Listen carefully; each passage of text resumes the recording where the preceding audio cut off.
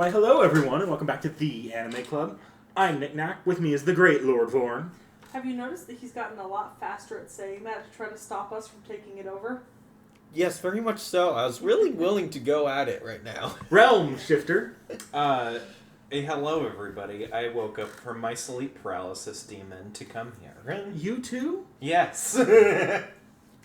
You know, sometimes I hear things you say and I think, even with the insomnia, at least I have relatively regular sleep patterns outside of that. Like, I might not sleep, but when I sleep, I don't have to worry about things. I do have relatively regular sleep patterns as well. I don't have chronic insomnia like Nick Knack, but, No, that would be me. I don't have chronic insomnia. I can get that would in fact be me, okay. Okay. Okay. I just have really persistent and common sleep paralysis. Yeah, once again, I don't have that. Okay, so I don't actually have sleep paralysis. I just had a nightmare last night where I saw a nice creepy crawly in my nightmares. It must have been an Enderman! Actually, yes, because it was entirely black like an Enderman, minus the purpley hue and eyes. Respectfully, the last time I saw an Enderman, I ended the Enderman. What, did you end him with water? No, I actually just hit him with a sword till he died. Ah, fair enough. So this week we're currently talking about the Minecraft movie. I'm kidding. Respectfully, worst experience of my life will and can go off on a 30-minute tangent about how awful this shit was. Not the movie, the experience. When I was a child, I yearned for the mines. No, this week we watched High Speed Atelier, is that? Etoile. Etoile. It's a French word. It means star. Etoile. Etoile. Well, Atelier, it doesn't even start with the same no, you're right. letter. I don't know why I thought about Atelier. I thought about the wrong word, but well. You know, I think it was also Nick Knack who made me think it was the same word as well, honestly. I never said Atelier before today. You actually did once before. On the recording? Yeah. Oh. When we pulled this anime from the hat. And it just stuck. Yeah. Not even the same combination of letters. Dun dun dun. It might have been me first. I don't know anymore. Either way, yes, we did watch High Speed Etoile, an anime that was created for a collaboration with the 50th anniversary of the Super Formula Championship in Japan, which also collaborated with the Tokyo E-Prix and Formula One's Japanese Grand Prix. Nice. Which I actually think is pretty cool, because I do follow the Grand Prix. Like all around the world. I know you guys don't, but not well, really. Vorn might. Nah, I'm too busy. I do, because I think that this is just one of those weird things about Sekhie. Sekhie is not a sports person, but put Sekhie down in front of like hockey, race car driving, the Grand Prix, figure skating, and winter sports, and Sekhie will become a sports person.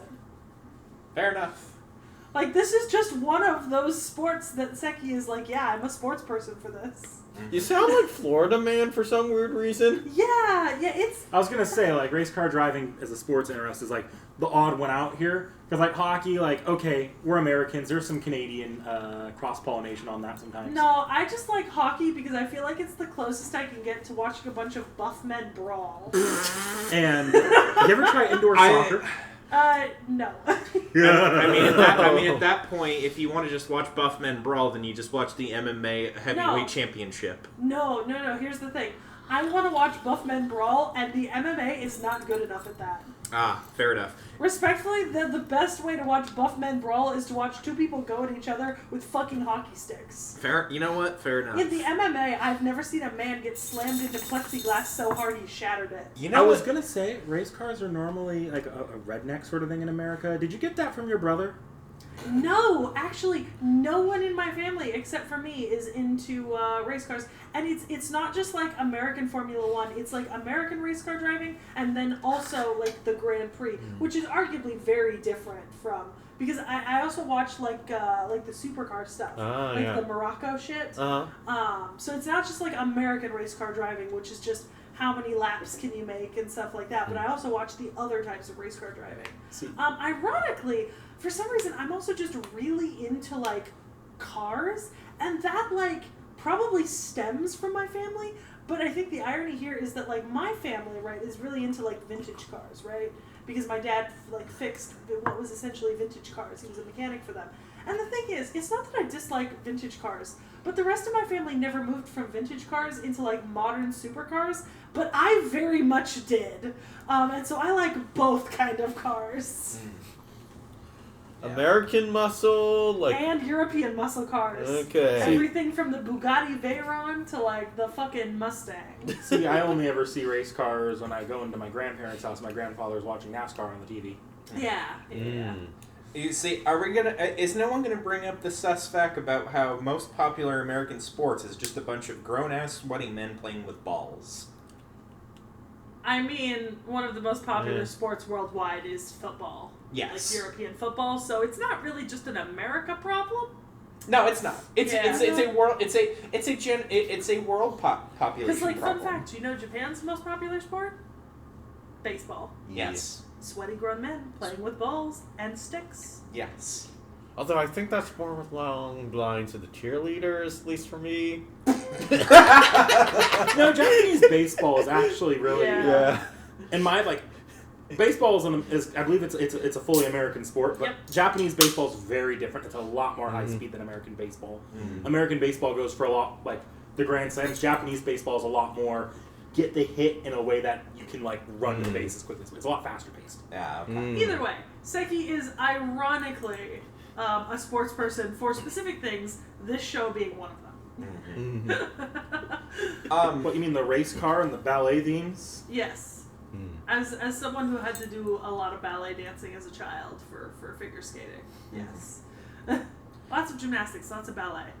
So I guess just cultural sports aside, one interesting thing that I saw when looking up the wiki for this is that it was apparently a manga originally, but it only has one volume, and it is still currently ongoing even to this day. Yeah, but that's because it was created as a collaboration event. Right. So in theory, it's listed as ongoing because they can still publish more volumes for future collaborations, but they haven't. So yeah, it's not over because the collaboration is not. It's And was it technically a an manga ongoing. or was it a multimedia project where the manga was also released? No, because the It was anime a- didn't come out until a whole year after the manga.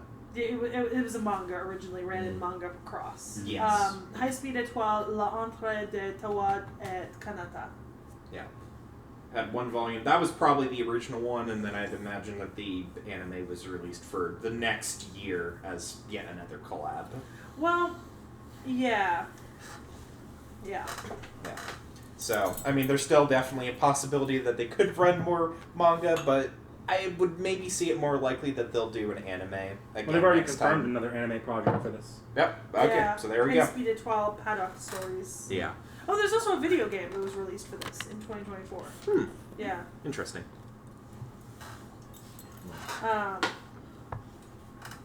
But yeah. So, I mean, I will start off and just say as well, I think... no. What? You're wrong. Oh. The anime was in development first. The manga series Yeah. is a spin-off. That's what I thought. I was like, this is not based on the manga. Because like it's all part of the same multimedia project. Yeah. Okay. Okay.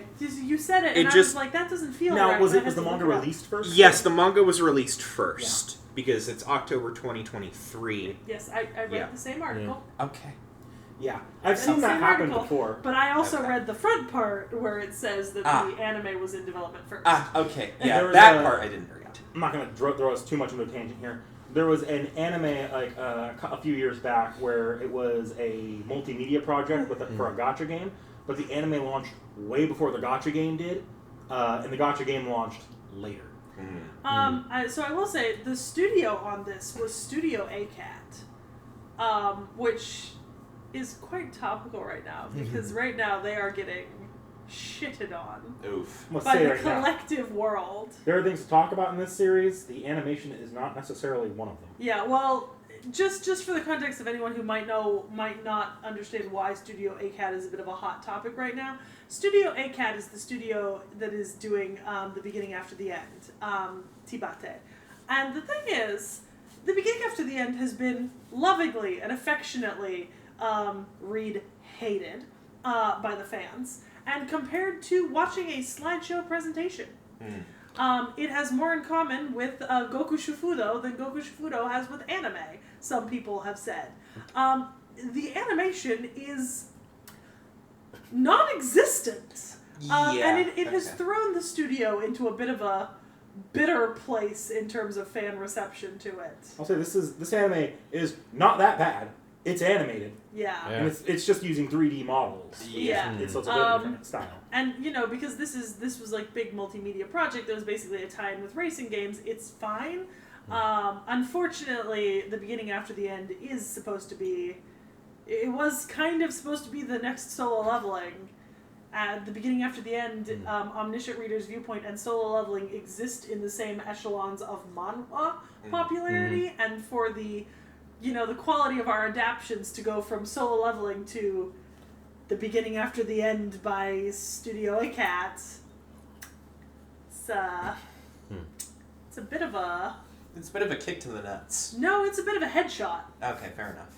Yeah, I think I'd have preferred a kick to the nuts. Nah. Okay. Yeah. Okay. Yeah. Yeah. Not to say that like Studio Etoile is necessarily a bad studio, because the thing is, I've seen other stuff that they've made. Because this is not like it's their first couple forays into anime, because they did I Somehow Got Stronger When I Improved My Farm-Related Skills, which is, I think, Nomen Kanren. Is that the one where they literally just stuck an anime head on an actual tractor? Yep. Yeah. This is the same studio that did that, God. Nomen Kanren. Weren't bad. And they also great. did The Strongest Magician in the Demon Lord's Army Was a Human. But Also then not bad. They've not had great. some real huge ass controversies other than the beginning after the end. I've heard they like butchered Blue Lock season 2. Yeah. Blue Lock season 2 wasn't them. Was not them? No. I don't remember. Yeah, Blue Lock season 2 was not. So they aren't a very old studio, but the first thing they ever worked on was Transformers Energon. And then they did Frame Arms Girl, Taisho Meibuslin, Chika Chai-san, Pastel Life, Overdrive Girl 1/6, Tamayomi, LBX Girls, Get Better Robo Arc, Battle Game in 5 Seconds, She Professed Herself Pupil of the Wise Man, and then the ones I mentioned.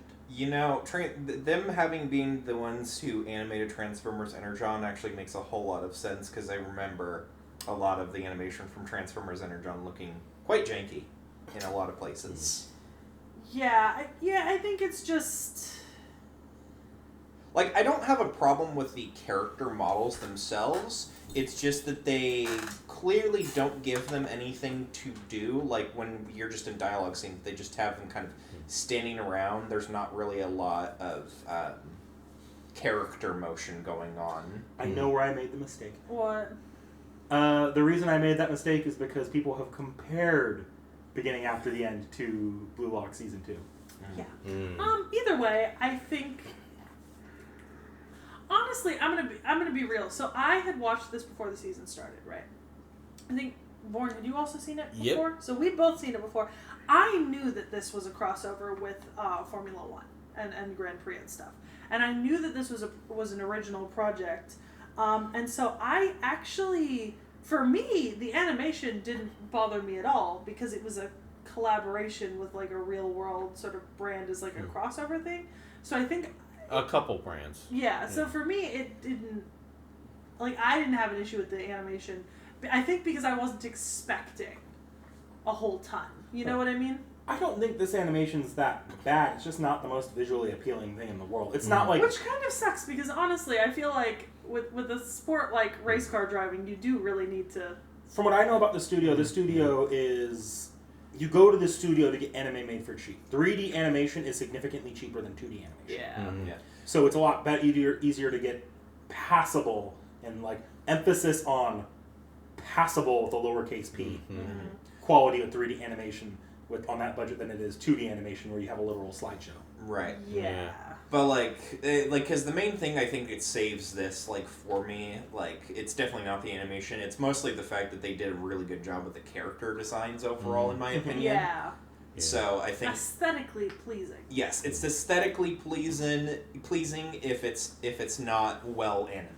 I also think the cars look fine, which is like the most important part here. Is how it looks during the more intense. They're a scenes. little simplified, but other than that, But you they're can pretty identify nice. what they're based on, what Yeah. they're meant to be, all the different things. Like, because you're always going to have to simplify cars a little bit, especially in a Yeah. racing show to kind of fit with that. I mean, we've seen that in other shows like Initial D and stuff.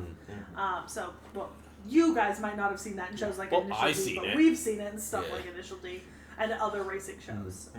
So yeah. Yep. Honestly, I'm gonna be real. My thoughts on High Speed Etoile are just, in my opinion, the show is inoffensive. Like, for what it is, it's fun to watch and it's inoffensive. I don't dislike anything about it. I'm not sure though that I feel strongly enough about it to be like about anything in particular. Really, there's nothing really for you to like This grab, is- Yeah. so to speak. Like, the reason why I chose this is because I wanted something that was going to more, like, see, okay, do you kind of like it? Do you not like it? Like, I was more testing the waters of, like, which way would you maybe tip? Because if you tipped one way, I was not going to continue with this. If you tipped the other way, I'll be like, So, okay, I'll throw in something else. Is the thing Check. you were testing racing shows? Racing shows. Okay, Yeah, so a little what bit. you were doing is you were testing racing shows. Yeah. So I think the racing in this series for me is probably the weakest element, maybe. Like, it looks fine.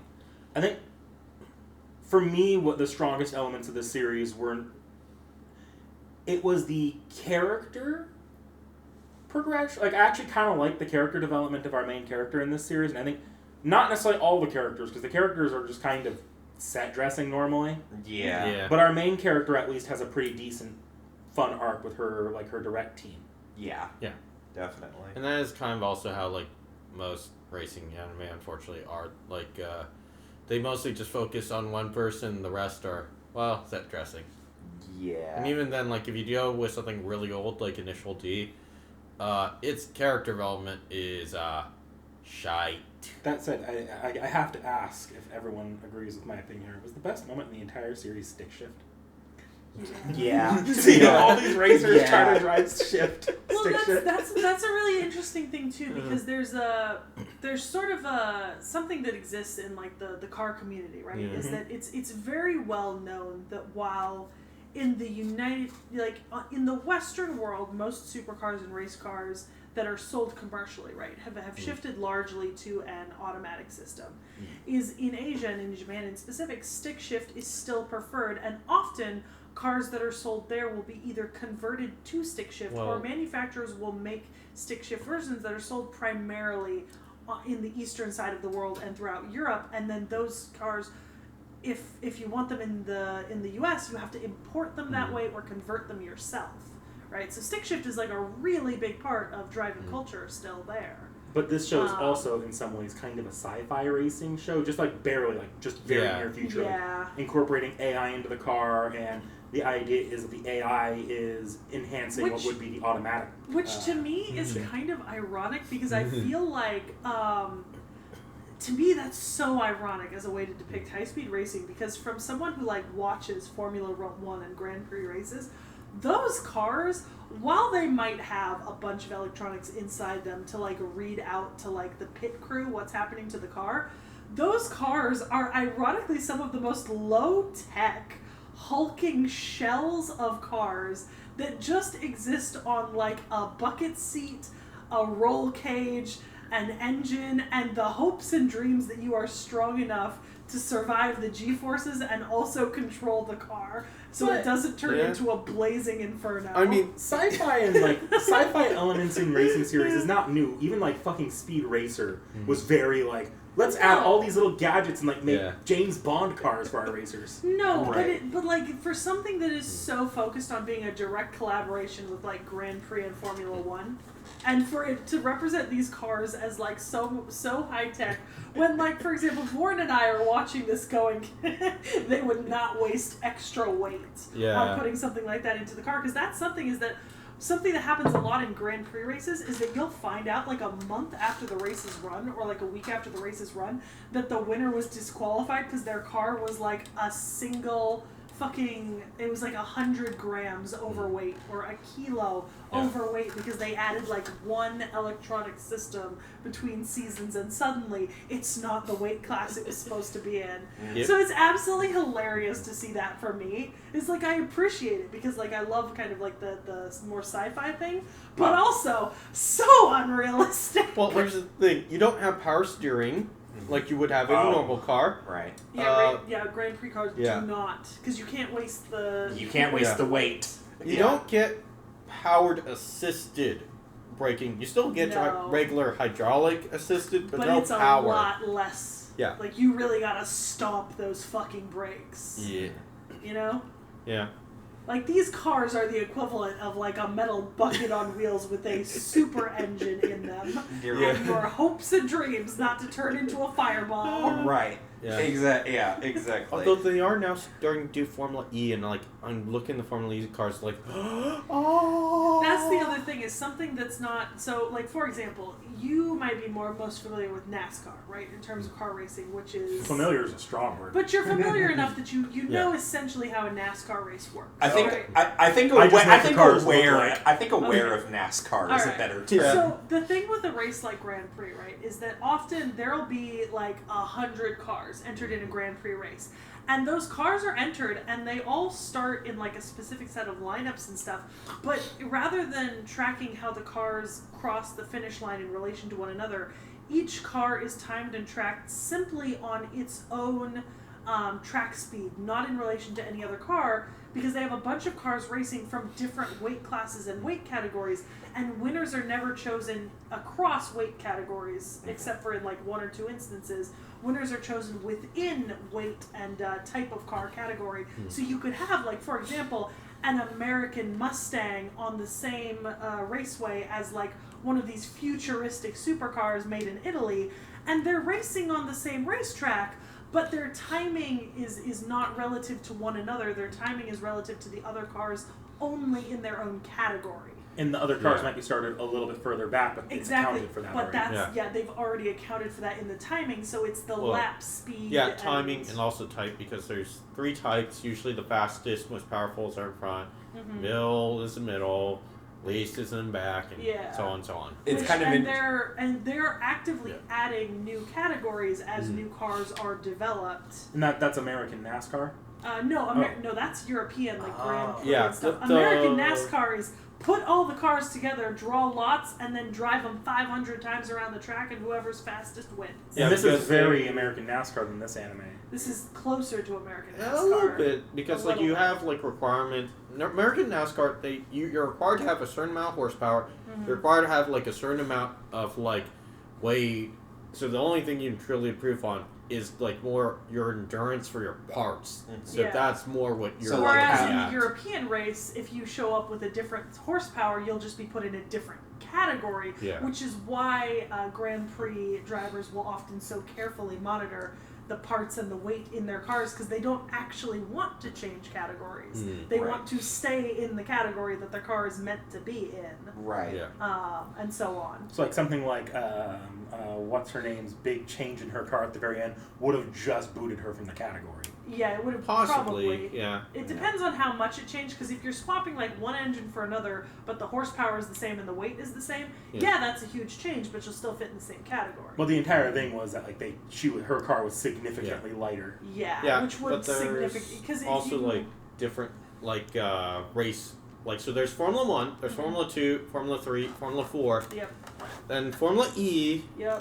And what's that dirt racing one? I forget the name. I don't remember. It's another one. There's different kinds of racing. So what this might also fit out instead is just like Formula E, where it's only just all like the electric or hybrid cars kind of thing. So So there's I think the biggest difference between American and this other sort of racing circuit is just probably like just the sheer amount of complexity in how the races are scored, judged, and raced. Yeah. And that's not even getting into shit like Le Mans, which is a 24-hour race. Which is why you have teams of drivers, because the car basically needs to be able to run for 24 hours straight. And if you drop an engine in the middle of the track, somebody's got to get out there, haul your car in, replace the entire engine, and get you back out in a short amount of time so that you can keep going for the rest of the 24 hours. Yep. Because people do that in Le Mans. You can drop an engine mid-race. You can shoot a piston straight into the stratosphere, get a brand new engine in there, and keep going. Yeah. Yep. And then everything at the end is still judged on relative lap speed to other factors. Lap speed, distance travel, Yeah. time. Yeah. Yeah. Welcome to racing. Welcome to a race car lecture with Sekhie and Vorn. Everybody. I guess if we want to transition back to the anime, Yeah. we can try to look at like what the actual rules are for this race in this anime. Well, I think the thing is, so this is not a collaboration with American NASCAR No. style racing. No. This is a collaboration explicitly with Formula One and Grand Prix, like the Japanese Grand Prix. Yeah. And Grand Prix Formula One rules are standardized across all countries that those races are performed in. Mm. Because do you know what a Grand Prix is in relation to a regular race? no. Okay, so Grand Prix are culminating races. So to qualify for a Grand Prix, you are at the beginning of a season, right? And this is in figure skating as well. It works the same way. You're assigned specific races that you have to compete in and make a certain time or placement throughout the course of the racing season. If you complete all those things, make all those requirements, then you qualify for the Grand Prix, which is like a best of the best competition. And that seemed accurate because our main character does every once in a while call back to the fact that she dominated those races as qualifiers that she did. And then it was just a completely different ballgame when she got to the actual Grand Prix. Exactly. So this does bear, like, this is obviously based off of the Grand Prix, but the getting to the Grand Prix also requires this entire season sort of build up. So that's why I liked her flashing back to the other thing she did, because it was showing us the history of what it took to get her to this Grand Prix, right? Weird comparison here, but like I mentioned, the Grand Prix works the same essentially in figure skating. Yuri on Ice does the same thing, where we see the characters competing across the different tournaments that they have been assigned to win to make it to qualify in the Grand Prix to skate in the Grand Prix at the end.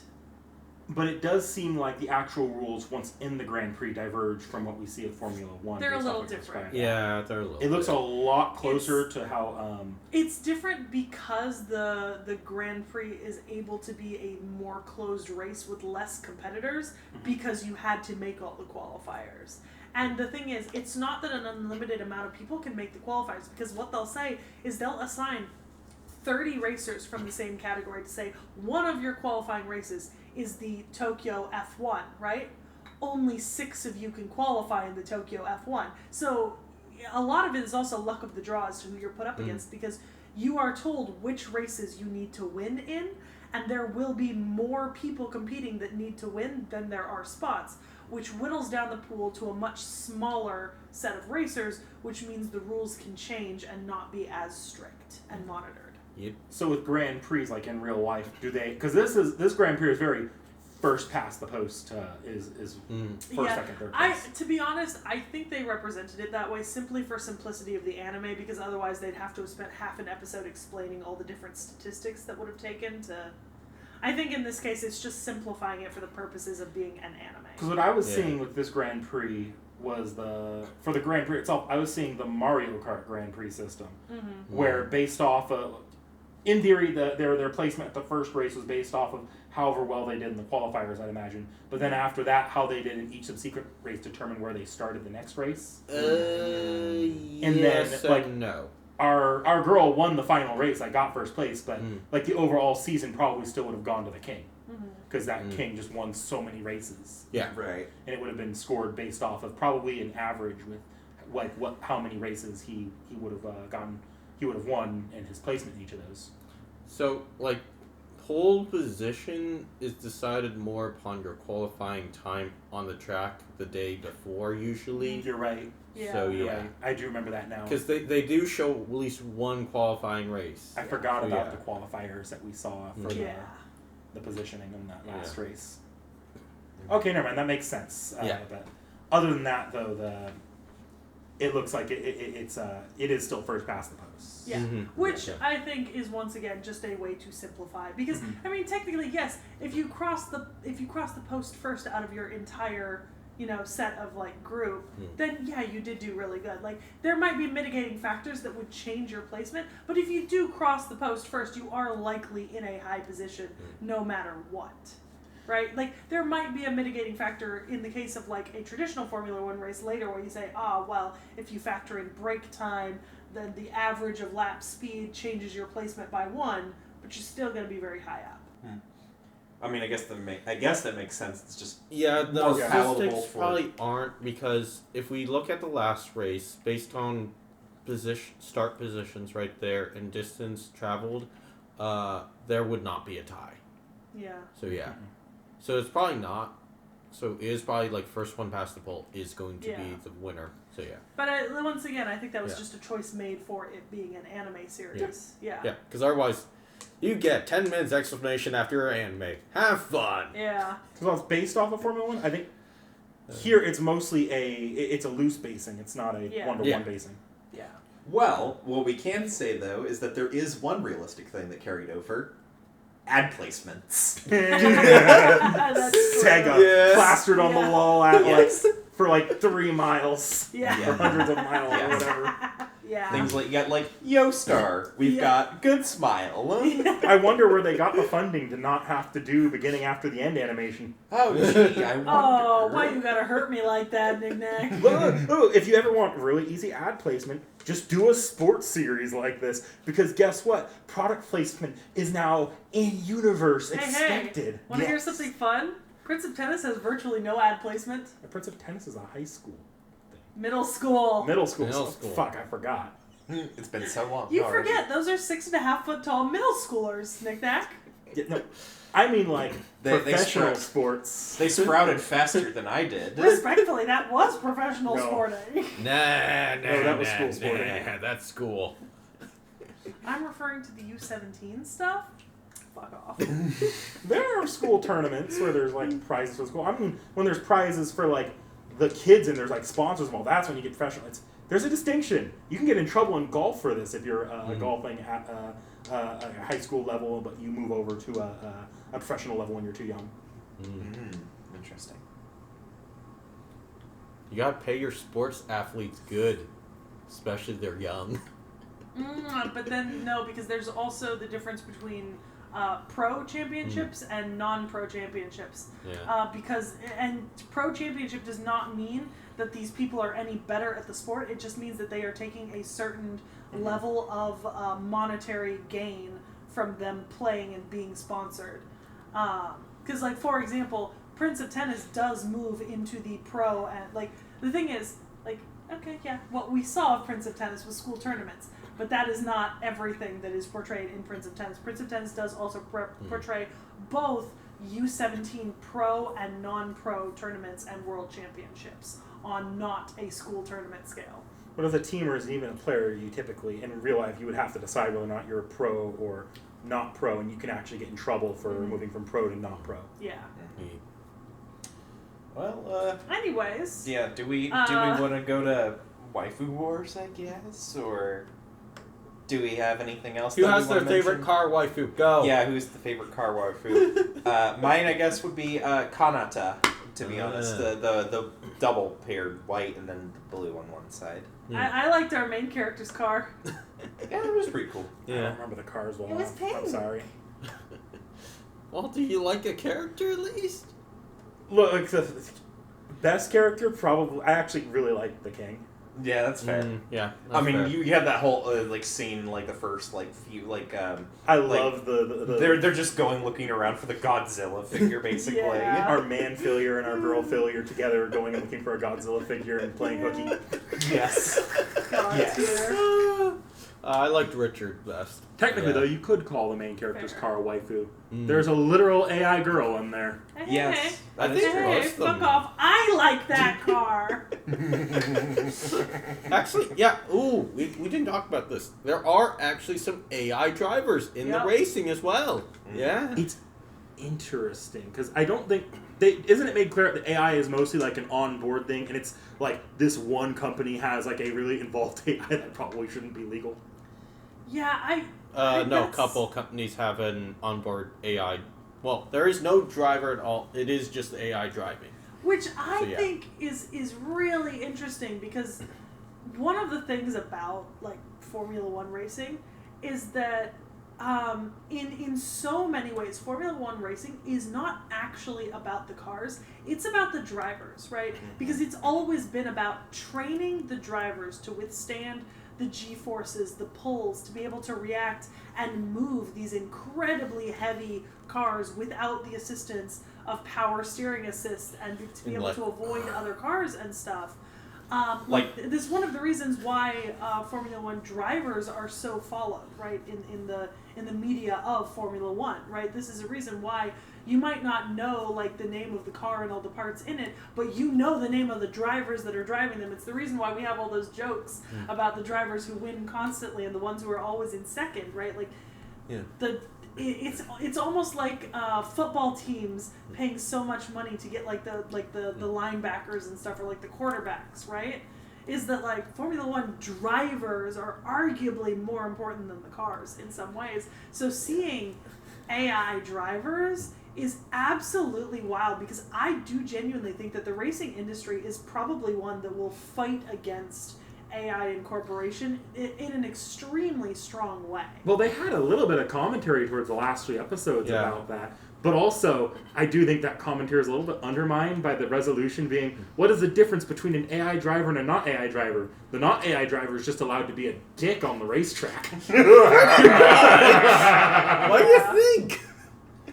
Well, I mean, also that kind of goes into the whole experience of sports that are in like professional league sports. Why do we even watch them in the first place? Because we, ideally at least, anyways, watch them because we get to see people who are in like peak physical condition compete in such sports and actually perform these almost miraculous feats. Don't let anyone tell you that a race car driver is not in fucking shape. I mean, they are training in multiple G-forces regularly to haul around these 10,000-pound cars like they are butter. Well, they did actually portray that in this anime. That was like really funny. Strapping them in the actual like astronaut testing machines. Yes. That one was hilarious. That is real. Yeah. They are about the same as fighter pilots. That you do not, like, for Formula One drivers, you do not become a Formula One driver. You are born as a Formula One driver, because genetics play such a huge role. Yeah, because some people cannot handle G-forces like that on a regular... Like, it is literally physiologically limiting as a profession. Like, some people cannot, even with training, train their bodies to handle something like that. And some people, it's very easy for them to train their bodies to handle G-forces on that regular of a scale. Like, for someone like me, I would actually be at a disadvantage because of my height. At least, though, that's... Actually, that's not really... Height doesn't play into it. No. Okay. Oh, maybe I'm just thinking of, like, maybe cockpit sizes for fighter jets or something? Possibly, but no. Really either. The tolerance of G-forces has more to do with the liquid and chemical balances in like your eardrums and brain. Well, also like your blood vessels as well sometimes, especially if like you're talking fighter pilots. So the sizing of fighter pilots, just because that's the standard. Cockpit size. You can have like really tall versus really short drivers. I mean, look at Max Verstappen. Yeah. Especially since these cars are kind of made around the driver as well. So they can adjust the size of the seat and the area available to them. Yeah. These cars are essentially custom made. Yes. Yep. Quite literally. Well, we see in the context of this anime that there is like, you can have partner drivers or even teams that are more built around making sure your best driver isn't cut off at any point. Yeah, there are something like that, and it's more like sometimes it's more like that car manufacturer will actually have like 3 teams that are competing against each other. And each team will specialize in a different thing, and they'll have a slightly different car build, and it's because the manufacturer wants to place, so they're hedging their bets. That's why you can have like Ferrari Team 1 and Ferrari Team 2 on a race. So long as both teams qualify, different drivers means different qualifying rounds. Yep. And a lot of big car companies will sponsor like one car into every category in Formula One. Is that they will design a different car for every single category. So you'll have like the Ferrari Heavy, the Ferrari Supercar, the Ferrari Light, the Ferrari E-Car, and so you'll have Ferraris available to place on every single podium. Right. And the hope is, of course, that they'll place on every podium. Oh yeah. Not that usually happens. Yeah, that's quite rare. It's on the table for me. Otherwise, I'm gonna crinkle it. And just think. Yeah. So, back to the anime. I've been trying to diverge us back onto talking about the anime from the technicals. I'm so sorry. Like most of this entire discussion has just been all the technicals for the There's a most reason part. why I was like, hey, so let's talk about the anime's world and their rules and their racing when you wanted to go over the Formula One rules. I was like, this at least we can tie this into the anime here and just make it a technical talk about the anime. Yeah. What? And we so very rarely get to talk about car racing.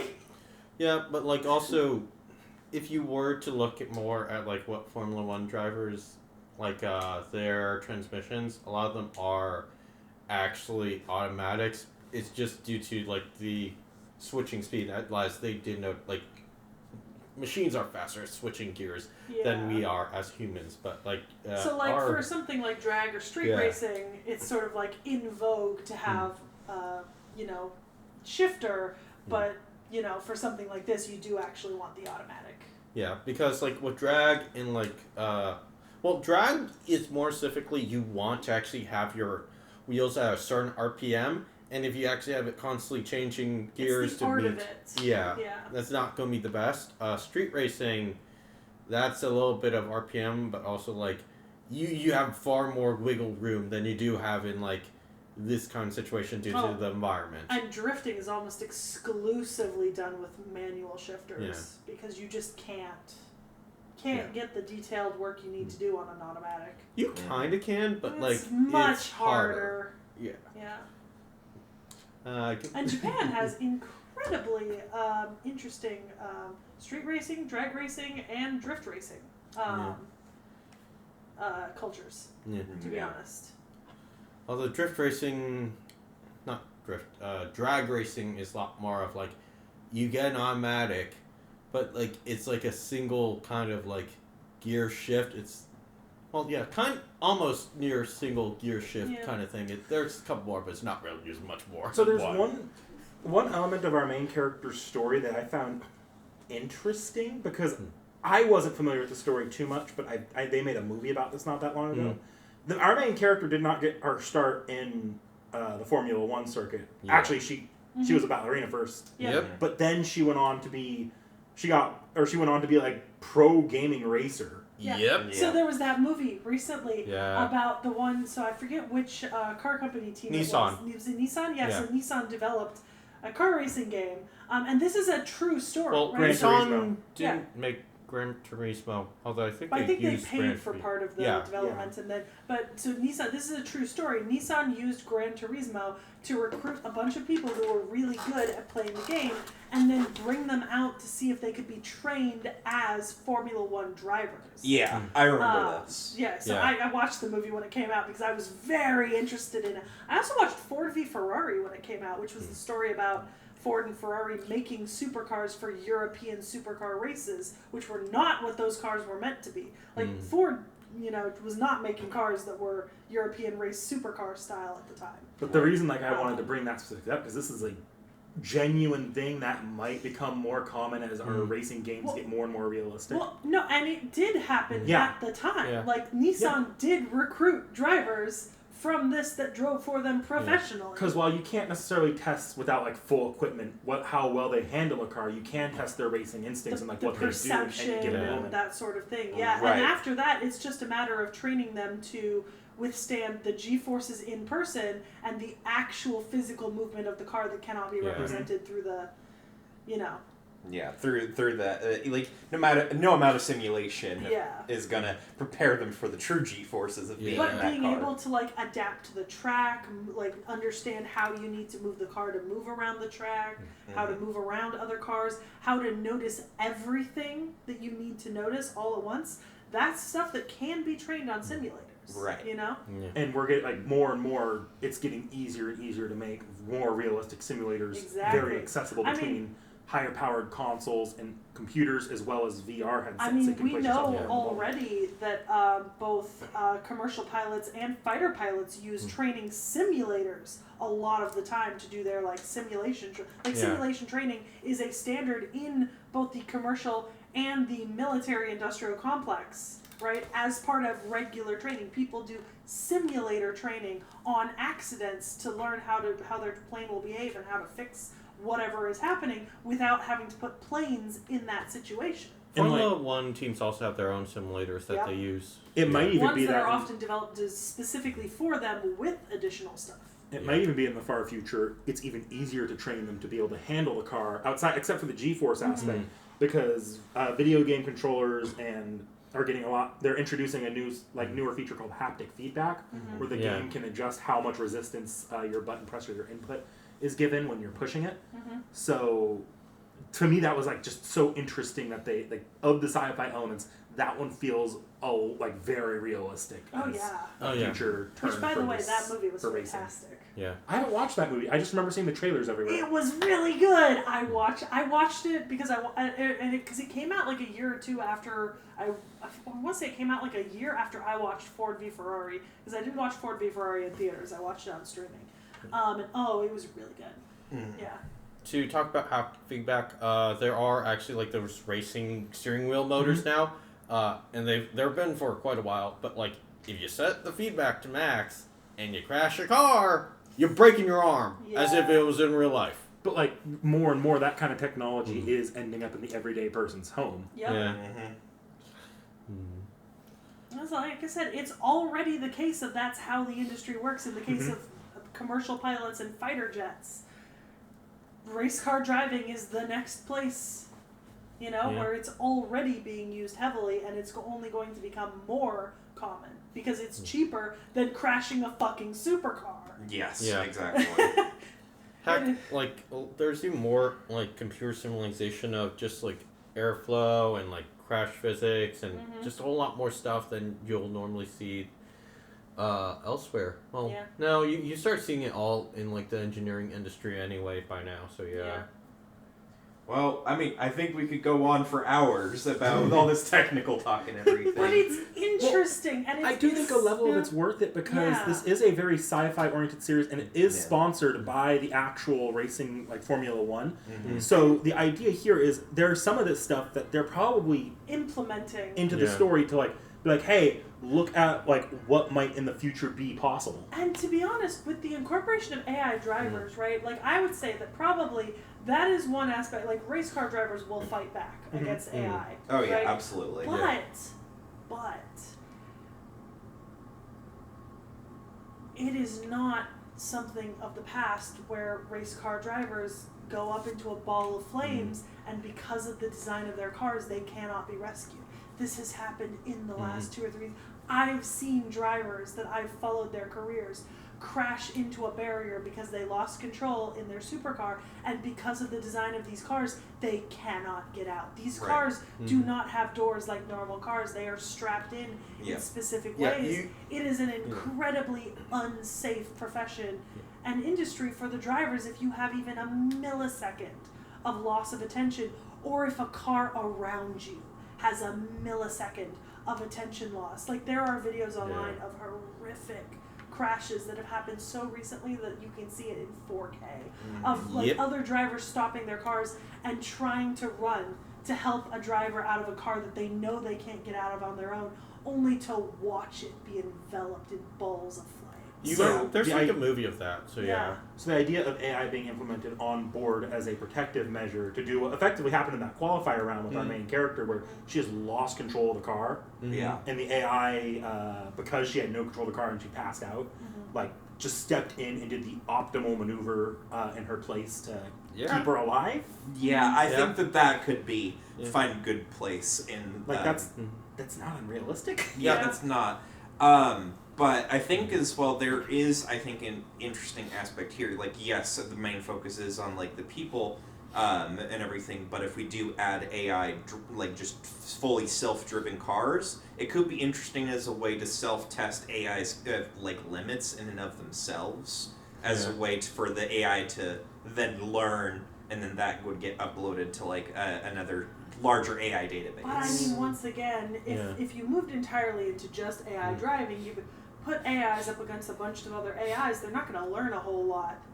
Yeah, AI as learning would noted be during done the by show. including humans. Right. As the equation. What I mean is, that's what I mean is like put a couple, like what they did in the show, put a couple of these cars in up against. But once again, if you, but then like Nick did earlier, you start to question the fairness, to be honest, of like the race, because is it fair? Like in that case, yes, it's good for AI learning and experience, but you shouldn't then grade a race and placements with those set of drivers, because it's not fair to put the AI up against a fallible human driver who can make both decisions that could be bad, but also decisions that an AI would judge as too risky and unoptimal, but might have won them the race. Right. No, that's what I mean. Like, I don't think that these should go into professional level tournaments. These should be in, like, maybe not necessarily like tryouts, but races where the stakes aren't all that high, so to speak. Like, I feel like if we do ever get AI like driver racing, there will probably be an entirely separate category. But like they will also like add, how in Formula One, they just develop a whole new like category. it could literally just be Formula AI or something like that. But then they actually add maybe like remote controlled race cars as well to give like more experience. And maybe like an AI assistive category where the AI is only there to take over in the case of human fallibility. Yeah. Because that's the thing. But one of the other things is, I hate to be the person to say this, but like, race car drivers are a certain type of people. I mean, they know that they're out there risking their life every day driving what is essentially a fighter jet on land.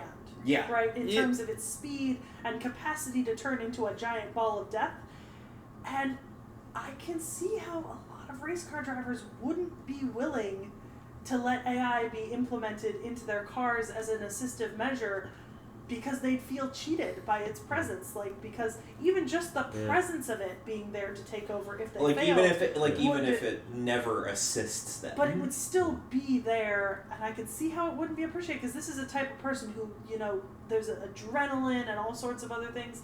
I don't know. I think it's going to be interesting moving forward in the world of racing. I think the argument there is, if you have AI assistive that'll take over if something goes horribly wrong, it also would encourage everyone across the board to be a lot more riskier moves in the knowledge and thought that I'll be safe because if it fucks up, the AI will take over. But the thing is, even an AI can't fix some of the fuck ups. Like if you spin out, the AI is not going to be able to control your car and keep you racing. Or if you like what the Mercedes car did recently, where they hit something too fast, and then they went flying, flipped up, and then landed on their it was not good. Because there'd just be cases where even an AI wouldn't be able to help with that sort of thing. Because what's the AI going to do once you're in the fucking air? As far as self-driven cars go, I think I did mock earlier the resolution to the AI conundrum being you can be a dick and an AI can't, but that is also. It does make a level of sense that if you did have an all AI driving car, you would have to program it with restrictions and risks it's not allowed to take. Exactly. Right. Like the thing with the main commentary there is the AI doesn't have an ego. The AI is just here to do what its job is. The AI is also always going to make a decision based on a statistical probability of success, whereas a human, knowing their own limits, might look at something and go, okay, if I do this thing that the AI would choose, it will succeed, but I know my limits and I think I can push my car just this much further. And maybe they can and maybe they can't, but that's their decision as a human driver. The biggest area that would come into play would be the pit stop stuff. Because we see that it's AI would know when they need to go in for a pit stop, whereas in Formula One racing, sometimes you just wait, you just feel something give. Right. Yeah. And it just goes. You do have some monitors right there to tell you. But the monitors mostly report back to the pit crew, who then have to call, because the pit crew is on call with the driver at all times. Like there's headsets and stuff. So once again, there's a third party level of delay on information. Is computers reporting that your piston needs a change or something, or you spark plug needs a change, and the driver's like, how far can I push it? Because it's this back and forth. Whereas on an AI complete car, they would just pull in to get it fixed. Yep. Even not fixing it would present risk to other people on the road. Exactly. And that's again where that risk aspect comes in. Yeah. It's an interesting discussion, and it's definitely not something that's that far off in terms of racing, right? Because at some point we are going to introduce a category to Formula One of assisted racing, or at least AI communicative racing, right? Like, I think that's the strongest point of this series as far as the racing goes, is that sci-fi element, because it's an honestly rather realistic sci-fi element compared to Speed Racer. Everyone has James Bond cars. Right, where everyone's putting freaking mine traps everywhere on the road and shit. I could promise you that Aston Martin DBS did not do all that shit. I mean, we kind of are seeing it a little bit with like the Formula E cars right there, due to actually how they're handling their braking and like their accelerations right there. Yeah. So yeah. I just realized something. So like Speed Racer is a lot more in common with Mario Kart, with people getting those question mark plots. Very much so. Yep. Well. I think maybe if we have some recommendations, that might be a nice place to go at this point.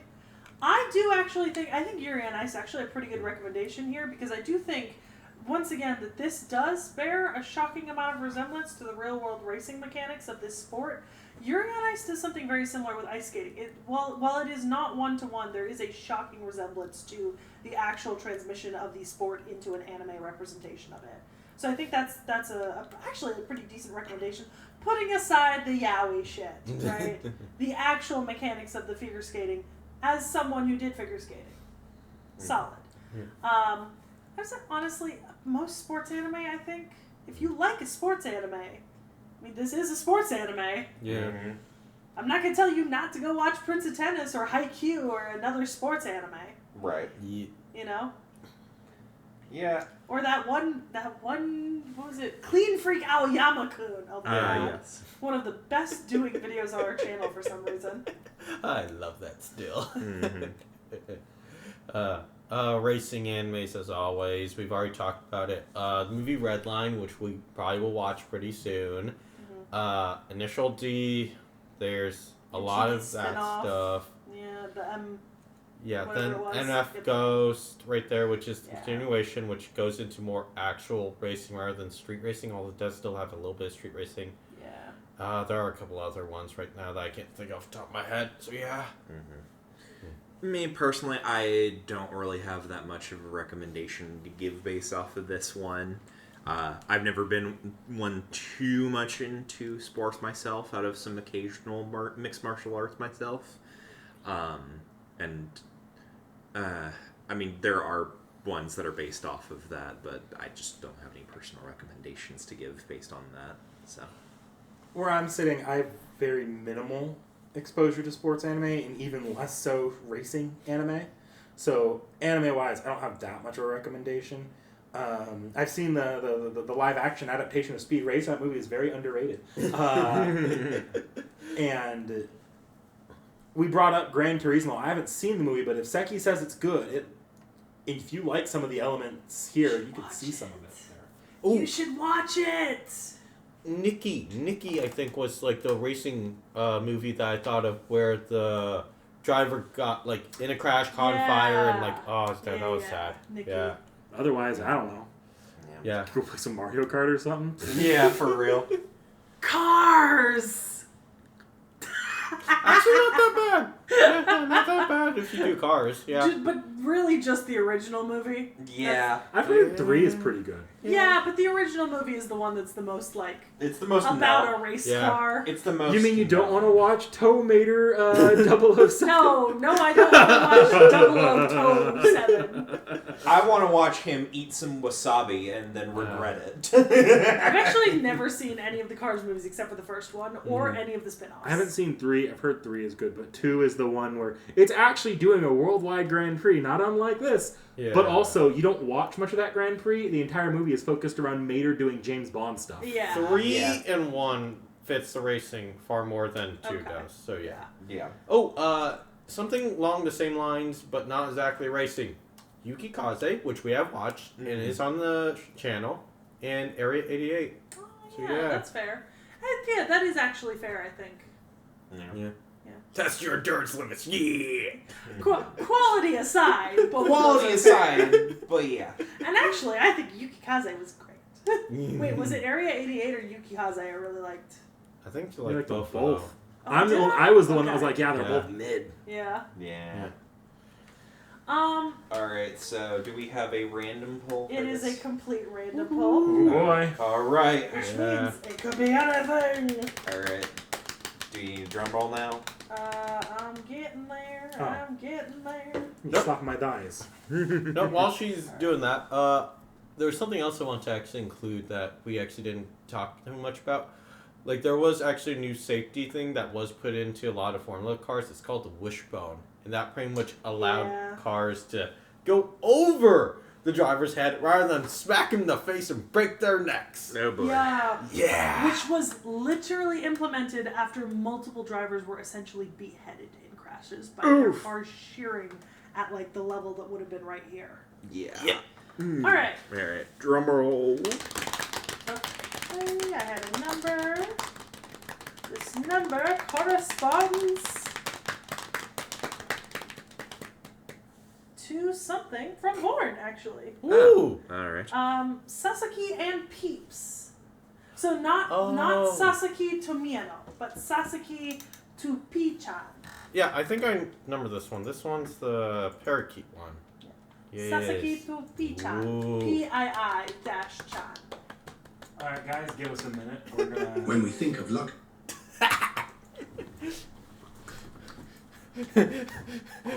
Looking at luxury hotels right there. In 4K, wow. Good old luxury hotels. Expensive. Sakami to Pete. Okay, wait, why am I so excited for this?